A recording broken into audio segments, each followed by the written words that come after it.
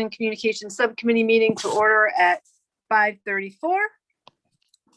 In accordance with Governor McKee's Executive Order 21-21 dated March 3rd, 2021, the Cumberland School Committee intends to conduct this meeting remotely. The public can participate in this meeting remotely, but not in person by calling 1-301-715-8592, webinar ID 972-1570-2429, or they can join via Zoom by going to the Cumberland Schools website and going to the events calendar. The first item on the agenda is approval of the agenda. In compliance with Governor's Executive Order 21-21 dated March 3rd, 2021, discussion or vote on whether there is public access to the meeting through adequate alternative means. And Mr. Chandler, okay, and so I just need a motion to approve the agenda. Motion to approve. Second. Okay, all in favor? Aye. Aye. The ayes have it, 3-0. Next item on the agenda is approval of the minutes. And I did make a little adjustment because I had a Mrs. Collins in there that that made a motion or something, but I just fixed that. So I need a motion to approve. Mrs. Water. Motion Yeah, approved. I fixed Okay. both of those. I fixed both of those. Okay, approval, Second. motion by Mr. Collins, second by Mrs. Rogalski, all in favor? Aye. The ayes have it, 3-0, and I'm going to hand it over to Mr. Demana for our main topic, which is discussion regarding achievement-related budget items or issues. Thank you, Madam Chair. Good evening, everyone. So we have a budget presentation prepared for you this evening. Mike has the controls and he'll be queuing that for us. And as soon as he gets that up, we will be getting started. We should be able to be good on time for policy.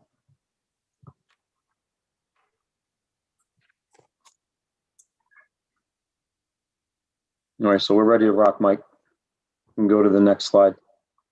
So this first slide is a short narrative summary of the premise with which my team used to approach this year's budget. I'm going to pause for about 40 seconds or so, and I'm going to have you read this rather than read it to you, and then I will speak briefly on it.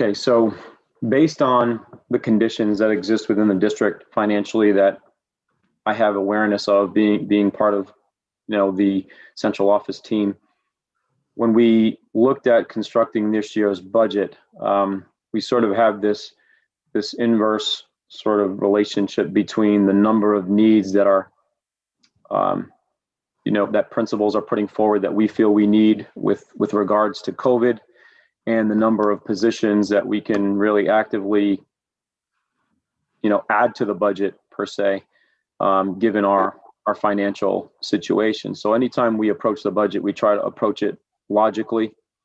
And in terms of process, the principals have their own private meetings with superintendent. I and my team, we do the same thing. We approach the process just like the principals do, and we make our recommendations. And the superintendent takes those into consideration, and then we have detailed conversations around it.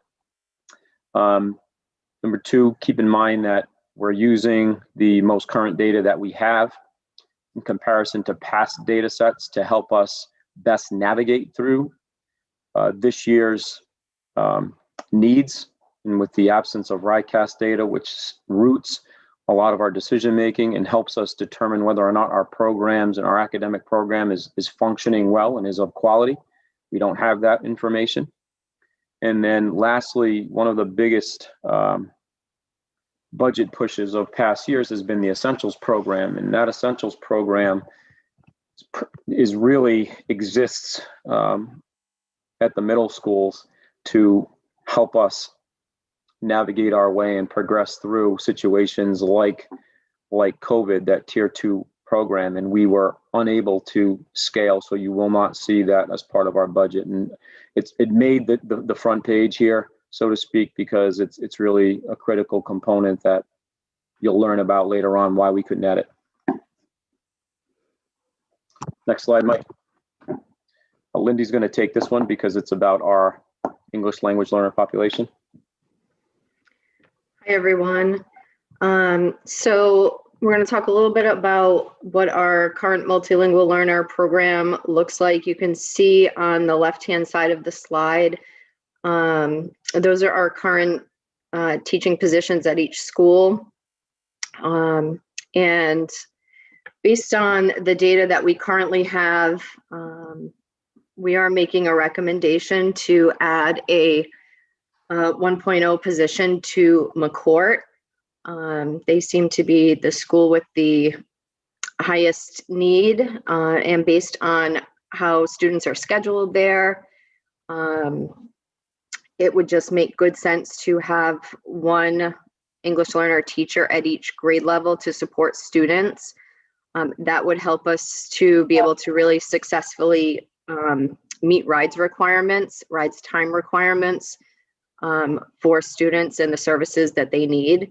Currently, it's been a little challenging with just 2 teachers there. So that is our first recommendation. We're also looking at what our programs look like at the elementary school, the number of students that we serve, and the data to see if we can shift any of the programs or the teachers to better fit the needs at each school. So that's really based on how many English learners are at each elementary school, what their proficiency levels are, and we could likely adjust or shift a half-time. Mike, if you want to go to the next slide, I might say it here. This just gives a little background. I think we already shared some of this with you last time around why McCourt's needs are so important. As far as the elementary model, again, we'll look at restructuring that, but the recommendations for elementary would be budget neutral. Thanks, Lindy. One other just point on the MLL, and Mike, you don't have to go back, is that additional position at McCourt would allow for each grade level, 6, 7, and 8, to have their own service provider. And right now, that is not the case. So having a specialized service provider at every grade level would we feel would benefit the school and the students. So, yes. Just so Mr. Collins and Mrs. Rogalski, just so you know, I can't, my screen is frozen. So if you have a question, if you wouldn't mind just speaking up, because I can't see if you move, but that's just one thing. But the question, Mr. Damana, for Lindy, she mentioned something about meeting the ride requirements and adding that position at McCourt. Can you tell us a little more about what the ride requirements are? Sure. So for our lowest proficiency level students, proficiency level 1 and 2, they really should be getting service time at least 2 periods a day. Level 3s and 4s would be at least 1 period a day. And however we define a period, whether it's 45 minutes, a half an hour, or an hour. Currently, we're working very hard to fulfill that. And I think just across the state, it's been challenging considering the nature of the hybrid, and some students are distance learning, some students are in person. So I think it's been challenging across the board this year to successfully do that. However, when we resume full 5-day in person, we really wanted to try to achieve that time frame. And the way that the middle school is structured with scheduling and students going to their different content classes, it can be a struggle with just 2 teachers covering 3 grade levels. Thank you. Lindy, are the requirements the same from RIDE for elementary and middle school? As far as service time, yes, it's based on students' proficiency level. Okay, so, and maybe this will come later, but how do we add a position at McCourt, but keep it budget neutral if we're adding, unless I'm just not understanding that. That one would not be budget neutral. Okay, the elementary moves are. The elementary Okay. moves would be if there were any to happen, yes. Okay, perfect, thank you. Mhm. Lindy, if there are no other questions, you want to take the slide? Sure. So now we're going to shift to our ELA interventionists. And on the left again, you have what our current status is in terms of full-time employees at each school. This again, we are looking a lot at data to inform our decisions. And currently at the elementary level, based on the data, and we just got our mid-year data and we're able to cull through that. It looks as though we can shift a 0.5 at Ashton and move that over to community. And we have an upcoming slide that'll kind of give you an overview of the data and how many students we're servicing there. And then at the middle school level at North Cumberland and McCourt, they're operating with a 0.5 ELA interventionist, which really is not enough to meet the needs of the students that require intensive intervention. So we're recommending adding a 0.5 at each school, so they would have a full-time ELA interventionist each.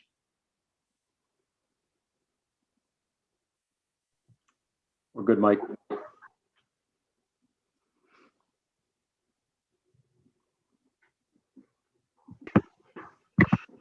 Good evening, everyone. I'm going to go over the math interventionist part. As Lindy said, the left side are our current positions, full-time, and then McCourt and North have a half-time for their math interventionists. We want to do the same thing for math to make them middle school interventionists full-time because of the needs of the intensive students from the data we just collected. And the slide that's coming up, you'll see why we want to, then we want to take the one full-time person at BF Norton and make them a 0.5 at both BF and Garvin and go where the most need is for those buildings at the time. And those would all be, except for the McCourt and the North Cumberland Middle School, that would be one new position. So that would have to go into the budget, but the other shift would just be a budget neutral position. And that would be the change for the math interventionist. Mike, yeah. So this shows the number of students who are not meeting benchmark in both math and ELA. So this might give you a little context as to why we're making those recommendations. You can see as far as ELA goes with the recommendation to move the 0.5 from Ashton, they're currently, the data shows that there are 67 students who are not meeting benchmark as opposed to at community where there's 106. So taking that 0.5 from Ashton and shifting it over to community to help meet those needs is what we're recommending. And then that one full-time person at BF Norton, because Garvin and BF have almost the same numbers, 109 and 108. We would do a half-time at BF and a half-time at Garvin to try to help with those needs. If I could add, thank you. Just there are, if you notice, there are a few that are highlighted in the number of interventionist areas. And if you notice, we'll start on the left-hand side with supporting what Shannon said. BF Norton and Garvin are literally neck and neck with the number of students that are not meeting benchmark. And because BF Norton has those two, we're saying, okay, let's split the difference and say BF Norton would have 1.5 service providers. Garvin would then equal 1.5. But in a perfect world, the reason why we highlight it is really with that number, BF Norton should have 2, and so should Garvin. So that's why we highlighted that's an area that we're being ultra conservative budget wise, because the more we add to the budget, the superintendent will be forced to cut in other areas, and we're already running thin. So we're trying to take a conservative approach, but it's not necessarily our recommendation under perfect conditions.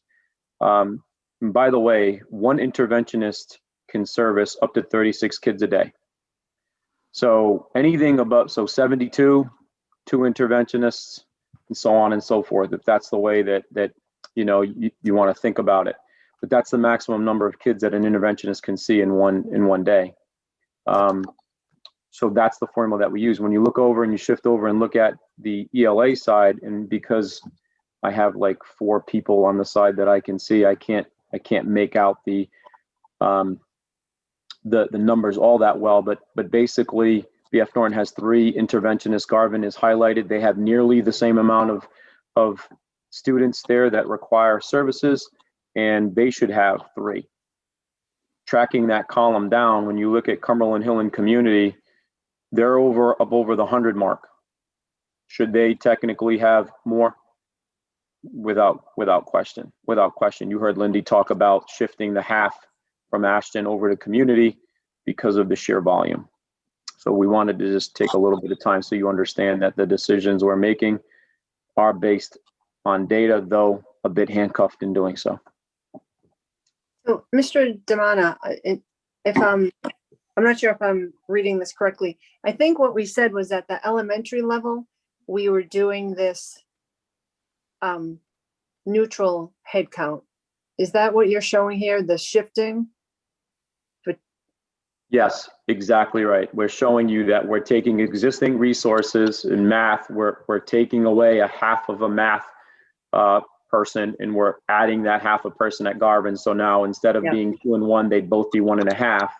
And then on the ELA side, we're taking from Peter to give to Paul. We're taking from Ashton's 2, and we're shifting 1.5, and we're sending that half over to Community because of the sheer volume. So these are budget neutral moves, just working with what we have. At the elementary level, but what we saw at the middle school level was we had an addition of on the MLL side, and then a one position, and then 0.5 on the interventionist side. So right now we're at +2. Right. We are actually +3. It's 1 full math, and we're going to summarize this at the end, Mrs. Friedman. So it's 1 full math person at the middle school level to make them whole, so that each building has 1 each, and 1 full ELA at the middle school level interventionist, so that again, each building has their own whole rather than splitting between both buildings. It dilutes their efficacy when we have to do that. Yep. And the other 3rd position is the MLL position, as you heard Lindy discuss. At McCourt. Okay. Yep.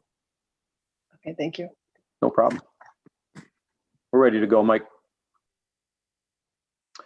All right, so this is the outline for my office. And you can see that we have the first 2 positions are Deb and Kathy's positions. The 3rd position is Lindy's position. 4th job belongs to Shannon, but that is not a general budget position. That is in a federal grant. So of the 4 positions that operate within my office, only 3 of them reflect upon the general budget.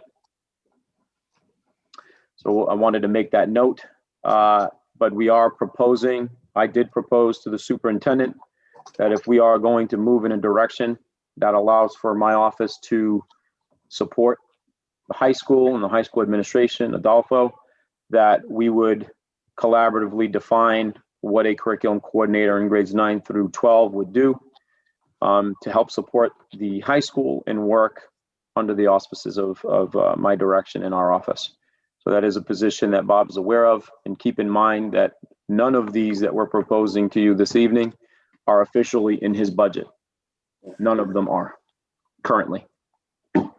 And Mr. Devana, the curriculum coordinator for the high school, is that across all the subjects, math, science, ELA, and social studies?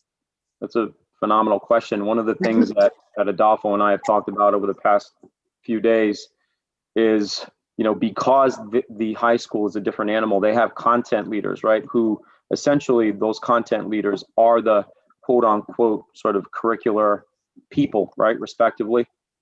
And the experts in those areas.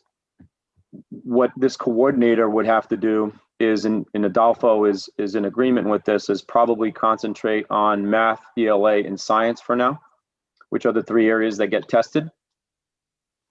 And the most high level headline vision for this position, as an example, to just bring context to it, would be, we would do an analysis of, let's say, SAT tests and items from those assessments over the past few years. We cross-reference those with the core content delivery that's happening in the classes. And that would happen in my office. And then once that cross-referencing is done, it would then be passed over to Melissa Kuznitz, who's the department chair there. And we'd start working with her on getting an understanding of where the curricular lies in all of the core classes that are being taught. We'd look at the common assessments across those. It's a very intensive process, and it would take a lot of time, but I'm just trying to outline how we would potentially go about doing that work. And then that work would then influence the shifts in the curriculum, much like we do K-8. So it would mimic that model. And that's the simplest way that I could define that position. On the horizon, you also will learn in the few more slides, there are curricular requirements from the Department of Ed that will need some support in doing as well. And okay, so before we move on, this is a big deal. This high school curriculum coordinator. I know that it wasn't all that long ago when I discovered that your department was not responsible for what was happening at the high school. And so I feel like, when we talk about the difference between what happens between 8th grade and 9th grade and that transition and not having kind of the oversight of the whole big picture, this seems like it could go a long way. Yeah, it really is. It would be beneficial. I think it is critical that we define this the appropriate way, because what we don't want to do is have the position rejected by the professionals at the high school and see it as an insurgence rather than a supportive position, because you want to honor the work that the content leaders are doing. And I know all the content leaders very well. So I want to make sure that we get this right. It's not about me being right, it's about getting it right. And we've talked about that a lot. And we've got to co-define that, but I think we can do that in a way that will be beneficial for the high school. And that model should be in place regardless of who's in the assistant superintendent's office. Mr. Collins or Mrs. Rogalski, do you have any questions? I'm sorry, I just can't really see you. Not at this time. Not right now, no. All right, we're ready to go, Mike. Good evening, everyone. So we're going to look at the coaching model that we have in place. And currently we have a building-based coach, academic coach at BF Norton, at Garvin, and at McCourt. The goal is to scale the coaching model so each school has an academic coach. However, being realistic and knowing what the financial constraints are, we know that can't happen at this time. So that's kind of put on hold. And what the recommendation will be is in the blue, the proposal. So the proposal is to take, we have 2 elementary coaches. One is very knowledgeable about primary K-2. And we have a coach who's knowledgeable about grades 3 to 5. And we have a middle school coach at McCourt. And if you go to the next slide, we can look at what some suggestions are to how to frame these positions for next year. So the coaches would remain in their home schools doing primarily what they're doing now to support the 3 schools. But just as Shannon Bissett is a district math coach, there are going to be needs, especially next year. So the coach who is knowledgeable in K-2 would work with Wonders, which is the program we have in place for any new teacher or any gaps that may exist, and support what has gone by the wayside this year in K-2 is writing. So that she's very knowledgeable in writing and she could support any needs that exist as evidenced by the data. And the same thing for grades 3 to 5. That person could support the writing, the explicit teaching of writing. It's called SRSD. And, there are going to be needs based on data. We will get RIDECAST scores at the end of the summer, and we will look at those. And in addition, some schools have already moved to self-contained from departmentalizing grades 4 and 5.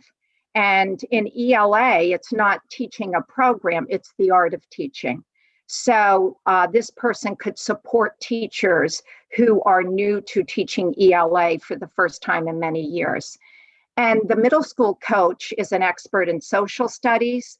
So Tanya Rayo, I think, is on the call, and she is already supporting social studies, but specifically there are certain grade levels at North Cumberland Middle that she could hone her support in on to make her responsibilities shared between 2 schools.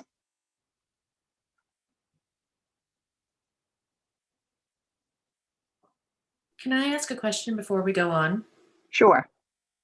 Just because I'm not familiar with the term, is the academic coach the teacher's assistant? I'm trying to figure out what the difference is between the academic coach and a curriculum coordinator type of person. Yeah, so a curriculum coordinator, we are responsible for curriculum K-8. And so we look at assessment, we look at constructs of instruction. We are looking at RIDECAST data. We do a variety of things. And I think I've said in previous sessions, last year we had 52 days, standards-based grading. So I had 52 days with K-8 teachers last year, contact days with them. Whereas the academic coach, who is an arm of this office, provides a targeted support for teachers around pedagogy and practice, where the interventionists provide direct instruction. Okay, thank you. Mm-hmm. I just want to add really quickly that I do know that several principals had requested building coaches in their elementary buildings within their budgets and their conversations with Bob. So scaling the model is of importance to our administration. So I just wanted to add that. Okay, so we're looking at the slide with essentials, and much like the coaching model, the goal is that we will eventually, if you look at the right, have an ELA and a math coach at each grade level at each school, which would be a total of 12. So for those of you who aren't aware, the essentials teachers really service the tier 3 students. So earlier in the presentation, we talked about having a full-time interventionist at each school. They work with the most at-risk population. They work with what we call tier 3 students. The essentials teachers work with tier 2, and we're assuming that number is going to be inflated next year because of the learning loss because of COVID.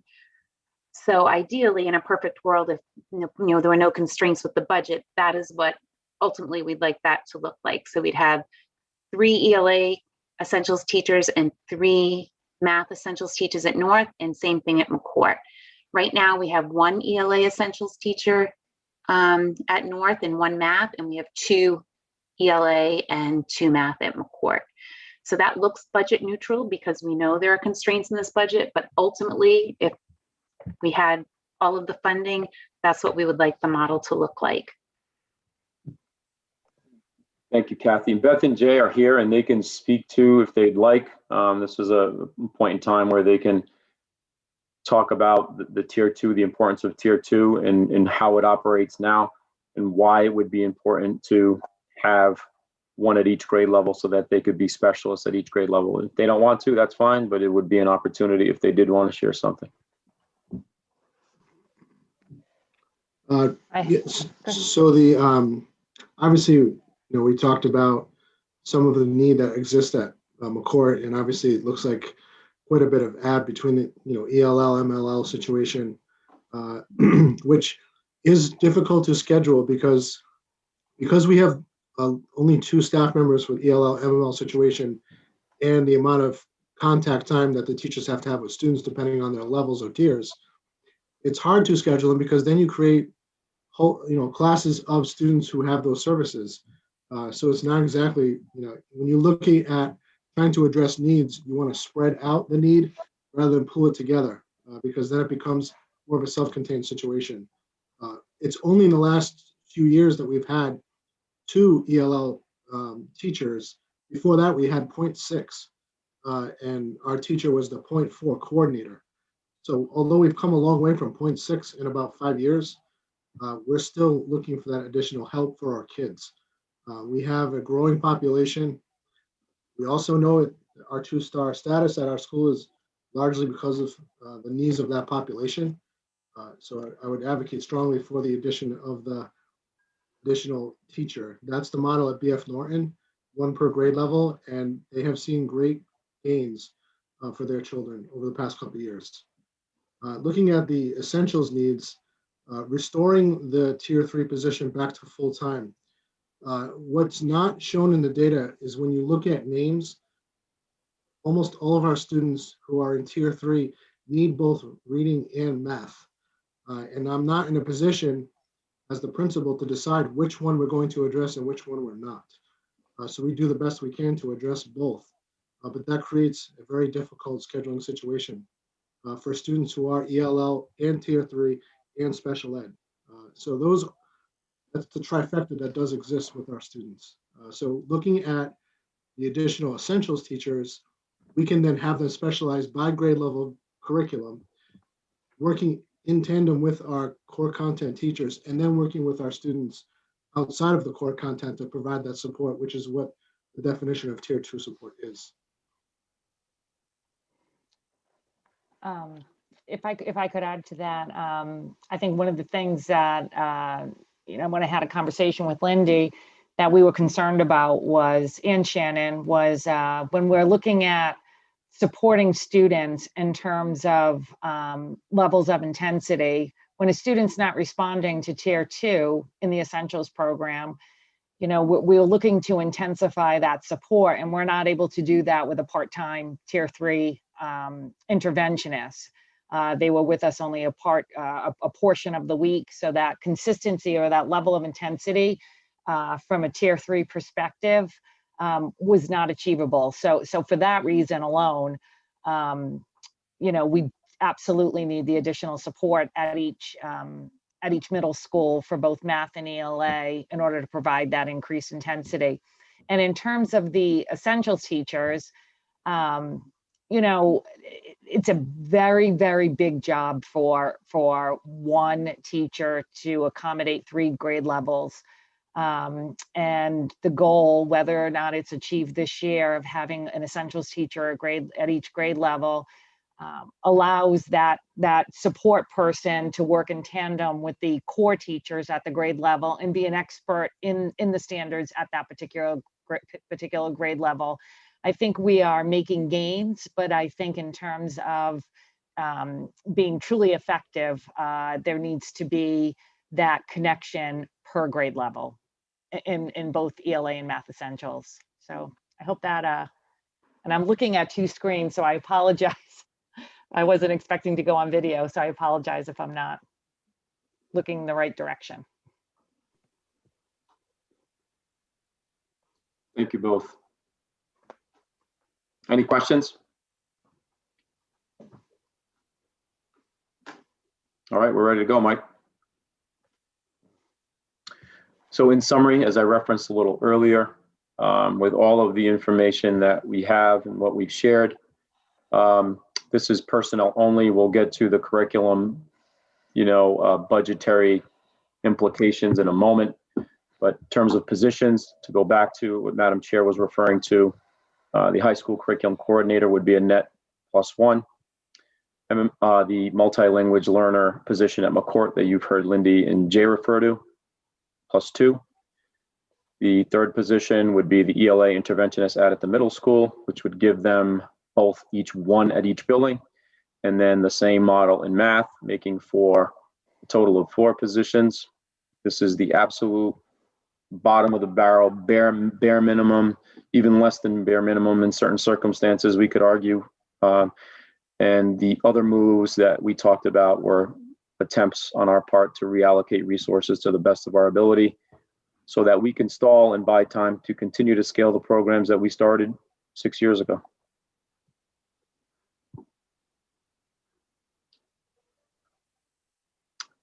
Deb, do you want me to do this part? Yeah, you do that and then I'll jump in. Okay. So one of the things that the Department of Ed has placed on districts is a requirement to adopt approved high quality curriculum across the areas of math, ELA, and science, pre-K to 12. So in response to that, what we wanted to do is show you where we currently meet as it relates to the Ed reports and RIDE guidelines. This does not reflect necessarily what we feel we meet in terms of data. And I'll speak for myself, but I spend enough time with Deb and Kathy to know what their opinions are, and they're obviously going to share them. We currently meet in K to 2.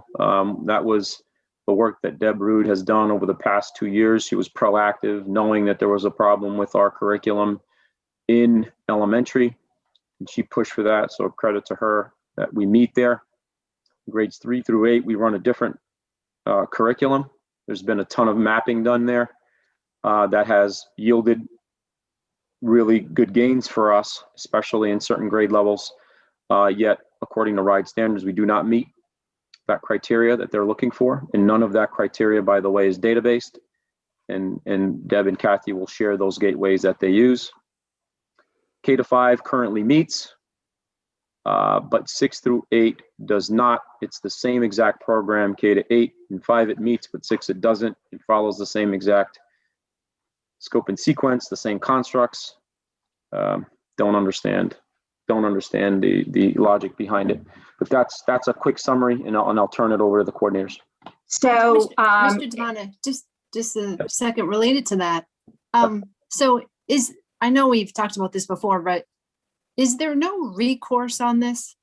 Like, if you look at our RICAS results and our performance and all of that, is there no way to Well, first, go to RIDE and say, oh, how does this make sense? I understand what you're asking. In fact, Senator Pearson involved Deb, Kathy, and I a couple of years ago, to his credit, when our last scores came out, and we did really well, and we cracked the top 5, and we were 3 and 4 respectively in ELA and math and ELA. One of the things that I wanted the senator to understand was when you're putting restrictions like this in place and you're not using data to support it, can we at least have an appeals process? So we contributed to, when I say we, my office contributed to drafting some language around an appeals process. However, when the legislation came out, the sort of counteraction or the rebuttal to our written appeals process, or what we suggested, was 75% proficiency in ELA and math in order to qualify for that. And I believe that, with the exception of a few charter schools that test about less than 50 kids, I'm not sure any major public schools, including Barrington, I'd have to double check, but none of the schools meet or school districts meet that criteria. So they made it nearly unattainable. So that's my best response to that, and we can get into it a little bit more when we start talking about some of the changes with Deb and Kathy.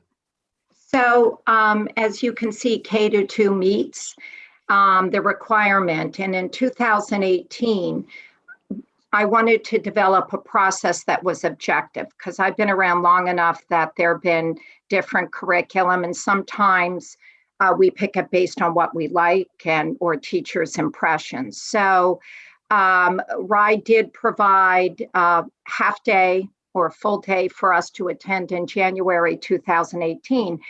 And what they did is they rolled out Ed Report. Now, this was prior, as I said, to the legislation. That day was helpful in this way. We understood the gateways. There are 3 gateways that a publisher or program has to go through to get rated by Ed Report. And in ELA, the first gateway is alignment to the standards and text quality. The second one is building knowledge. And you have to achieve their green rating in those 2 gateways before you look at usability. And usability is, does the material support high quality curriculum? The problem with that is that it's teachers from across the country that don't use the program, but review it for usability. So my K1 and 2 team, we looked at 2 different programs, and we used the evidence guide gateways and looked at the indicators, and we said, we're going to review it from our perspective. Are these teachers correct? So in that process, we looked for the accuracy, and we crosswalked it to what our local goal was for what we needed. And I think the outcome proved to be a good outcome. We ended up with Wonders 2020. It took us a year to do this, but the deliberation was very important. In saying that, I looked at the Department of Elementary and Secondary Education at Mass, DESE, and it's very interesting, their take or their approach for adopting new curriculum.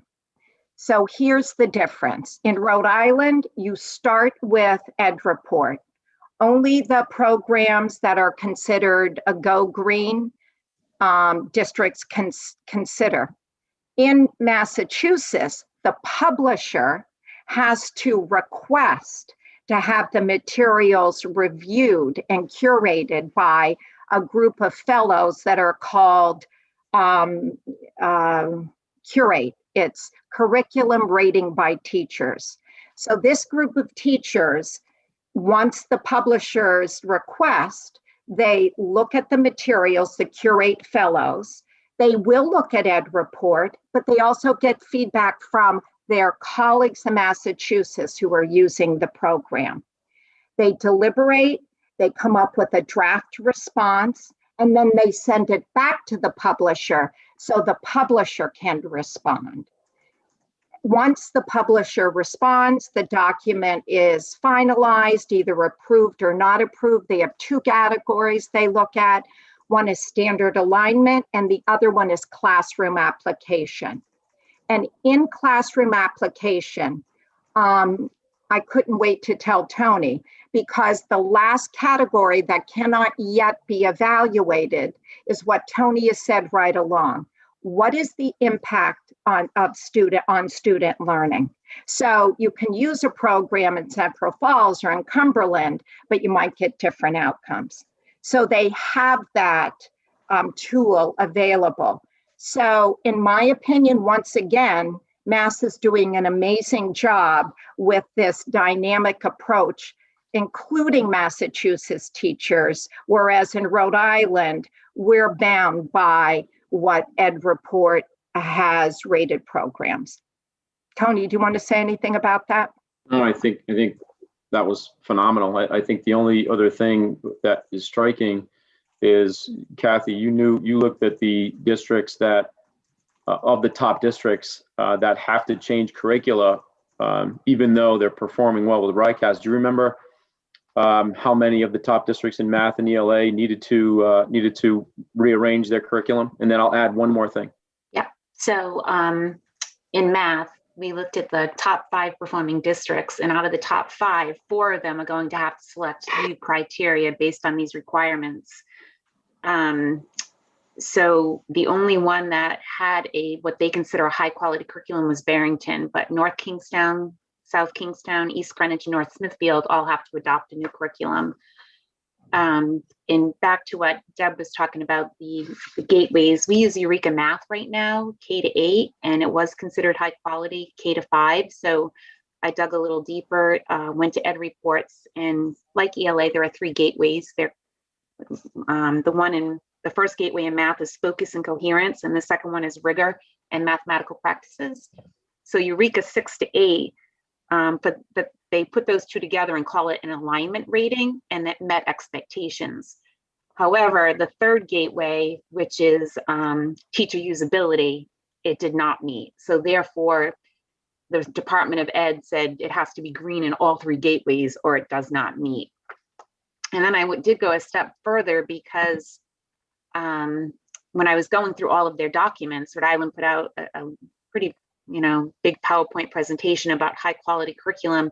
They referenced 2 documents, and one was the one that Deb was talking about, the document that the tool Massachusetts uses, and the other one is a tool that Louisiana uses. It's called Louisiana Believes. So I went through the Louisiana Believes document because I've used a lot of their documents before because they use Eureka Math, and they consider it high quality.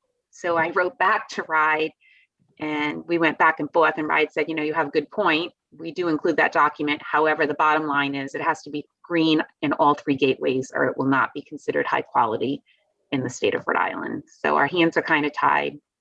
And so we're going to have to look at, and I have been looking at a couple programs, but it will be, like Deb said with the ELA, it will be a process that will include classroom teachers.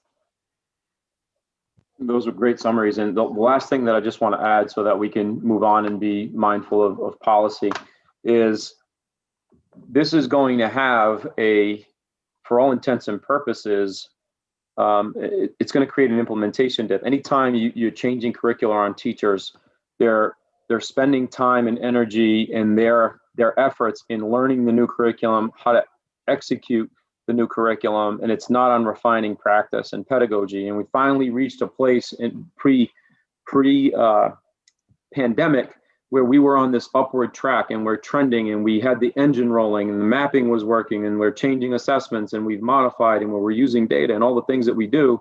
And suddenly you get a curveball and now we've got to change and restart with a new baseline that's coming out. So in my opinion, we're going back to like when we had PARC and we had 30% proficiency perhaps, or whatever it was, and we have to rebuild again from a baseline. Now that's a harsh prediction, but I don't think I'm going to be too far off in saying that. We're literally going to have to start over, and it's impacting the 3 major areas: math, science, and ELA. So we can go to the last slide, please, Mike. Yeah, I just wanted to say too, science, math and ELA are a lot sooner. Science, we have till 2025 for the high quality curriculum. Thanks. So I'm sorry, Mike, it's the one before this. Thank you. And if you can click on new program costs, Mike, I'd appreciate it.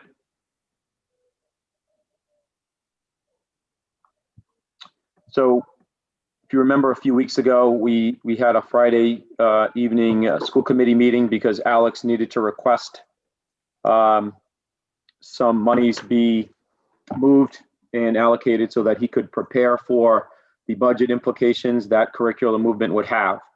And we put up this chart, and what I wanted to do was just really quickly give Deb and Kathy an opportunity to go through and share what those are really quickly, and the quotes that we have and how we're moving about this process. So starting at the preschool level, WOW stands for World of Wonders. Although the preschool at RIDE, they're looking at new programs, the World of Wonders is being considered. And so they are I've been talking to Mrs. Kabanik, and they are going to pilot it and get a sense of what the program looks like. Wonders, the recommendation would be to purchase grade 3 and 4 next year, map it out as I described I did with K-2, and implement the following year. Grade 5 might be the year after that. And Study Sync is the Wonders program for middle school. You can see the cost of $166,000. And that's a tough one because the program that is currently used, as Kathy said, it is a bit different than math, but it was the first rendition of expeditionary learning. And I reached out to my connections at EdReport, and they just didn't review it. They started with math. So the version 2 and 3 are highly qualified. So unfortunately, it looks like it makes no sense that we're going to have to consider that. In terms of, let me just finish with social studies, and then I'll hand it off to you, Kath. Social studies, I think Tony talked about, they certainly are entitled to good resources. And 2 years ago, we got a quote of a Pearson product, but that was it, because they need decent resources, because Amanda has done an amazing job. Amanda Latoyle, chair of the social studies department, working with both across both schools, new instructional topics, and building strong assessment frameworks. So the next step would be good resources, although that is not required by RIDE. So math is a little different. Deb is trying to find, has found something that would be consistent pre-K through 8. It's the Wonders program, although it has different names. However, right now we have that in math, but we have to move away from that because 6 to 8 was not considered high quality. So there's a couple programs, and there may be more than 2, but the 2 that I'm looking at right now are called Open Up, and the other one is called Envision. And I got a quote from Envision after I spoke actually with the assistant superintendent, North Smithfield, who's in the process of adopting that curriculum. I have not yet looked into Open Up. And so that's just a rough estimate of the cost. Very beginning, like I said, because this process would involve teachers. They would have to look at the materials and go through, like Deb kind of explained, even though EdReport rates, multiple curriculums green, we'd have to go through and look at what our needs are at the middle school level. And science, fortunately, we have till 2025, because right now they only have one approved program. I believe it's Amplify at the middle school level, and they have not rated any elementary programs yet. And I think the state said they would have at least 3 to choose from in each subject area. And in science, like I said, they have 0 at the elementary and only 1 at the middle school. But that'll be, come in a few years down the road. Thank you. So the high school piece is a big one. It's still opaque in that we are learning more about how and to what degree the high school would be impacted in both ELA and math. We do know that the requirements 2 years from now, the high school will have to, by RIDE regulation, I think we talked about it today, was it 2024, 2023, June of 2020? 2023, spring of 2023. Thank you. Spring of 2023, we have to be ready, and it is a long process. There are some neighboring districts, namely Burrillville and Smithfield, that I know of for sure. There are others. They're using a consulting group called Instructional Partners, and they are a consulting firm, and this is all they do all day, every day. They are experts in analyzing ELA curricula and process, and they would guide us through how we should go about doing that at the high school, because it is a whole nother animal. Obviously there are lots of course offerings. We need to understand what exactly they're looking for. Are there tier 2 components that we're going to have to build in place? Is that going to impact staffing at the high school? So this is a full-time job in and of itself, just looking at curriculum, just new implementation, let alone some of the other work that has to happen. So one of the things that I asked Alex to do, and I asked instructional partners, is whether or not they would take that fee and break it up over the course of 3 years, because they would be with us for 3 years, and they were gracious enough to work with us on that. And I think at $40,000 a year to support that work, and I have the details of it, of what they would do, not on me, but at work, they would support that in helping the high school execute the program moves. And of course, I would be involved. And if we get a coordinator. The high school ELA program and math program, they're complete stabs at the amounts. $150,000 is a complete and total guesstimate based on our best guess, educated guess on some of the other curricula that we're buying. And again, we need to know to what extent, when you're talking about ELA, extremely complex, talking lit, how deep does it go? How much are they requiring, and what are they requiring for core? Math, it's a little bit more straightforward. We just don't know how far they're going to go with that core. Algebra 1, Algebra 2, and geometry are for sure. Not sure about calculus. Deb, Kathy, and I had a meeting with instructional partners, and we asked these questions, but there were still not many answers. It's the infancy stages. They're in the process of already working with other districts who have started this work already. So we're a little behind. We absolutely 1000% have to start in the fall. If we do that, we will be fine with meeting RIDE's requirements. So that is me speeding my pace of conversation, because I see it's 6:31, and I wanted to again be mindful of the next meeting. That concludes it, our presentation part. Thank you to everyone for all of that. A lot to take in. Are there any questions from Mr. Collins or Mrs. Rogalski?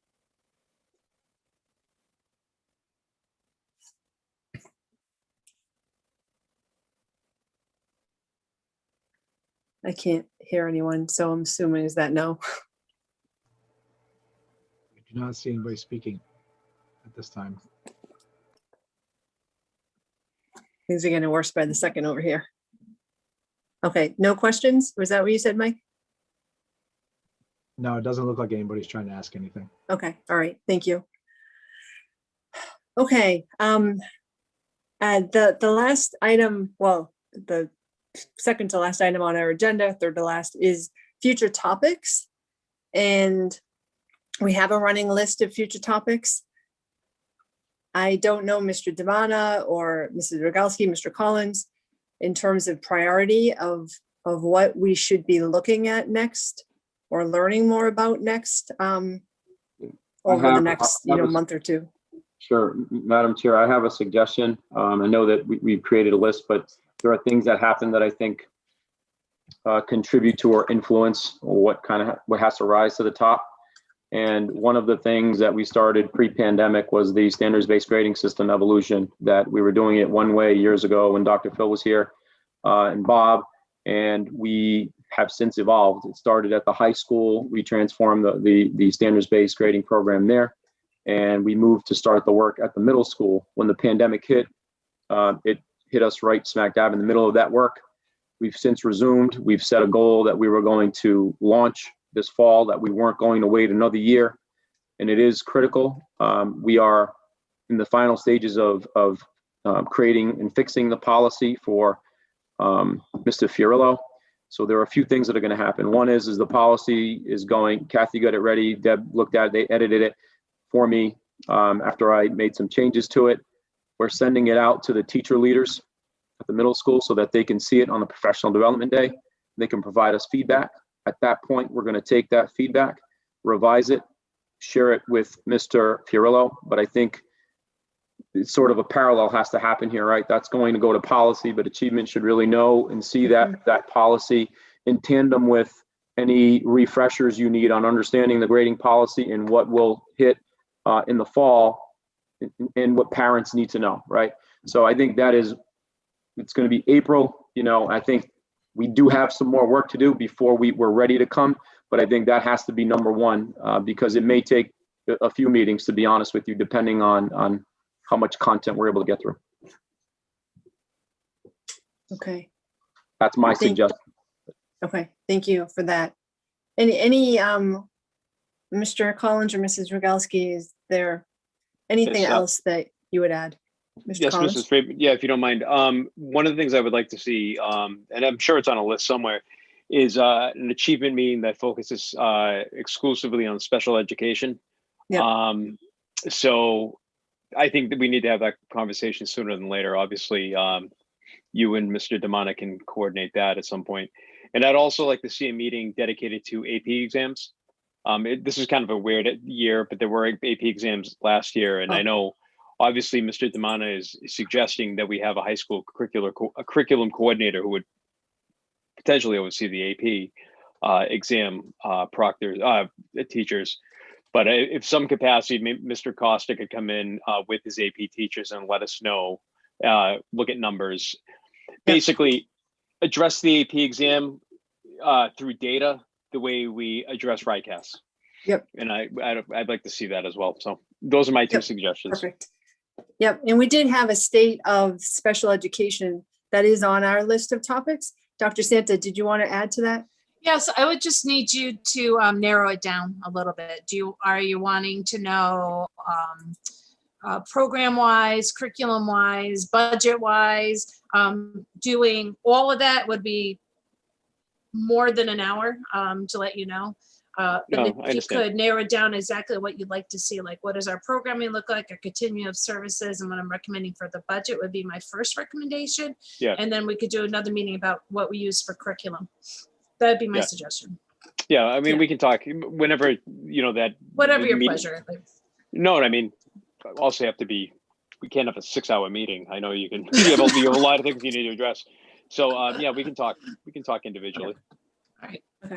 We get sick of me, that's for sure. Perfect. Okay, good. It sounds like we have some good topics for the coming weeks. And I'll work with you, Mr. Damana, and Dr. Santa. We can figure out what's the order of some of these. And we did have Mr. Costa come in maybe now a couple of years ago and do something similar on the AP exams and the results. And we at that time had also wanted to look at the correlation between how a student performs in class and how they perform on the exam. And there's some interesting data in there too. Okay, the next item on the agenda is public comments. Mr. Chandler, do you see? If anyone is joined from the public, they can raise their virtual hand. Not at this time. Okay, and then the last item on the agenda is adjournment. I need a motion to adjourn. Motion to adjourn. Motion by Mr. Collins, second by Mrs. Rogalski. All in favor? Aye. Aye. The ayes have it. We're adjourned at 6:37 p.m. Thank you very much, everybody. Thank you. Good night.